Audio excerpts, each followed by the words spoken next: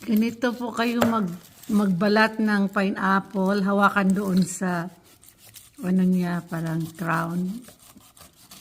Sa ganyan. Ganyan lang talaga.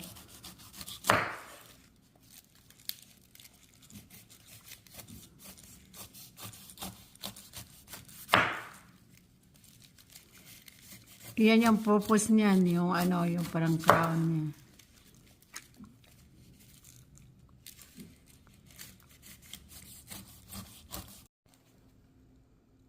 Matapos rin po, o tingnan mo, malinis na. Wala nang mga mata. Ayan. First time mo, Daddy? First time. First time po niya binalatan yung pinya. Hindi sanay.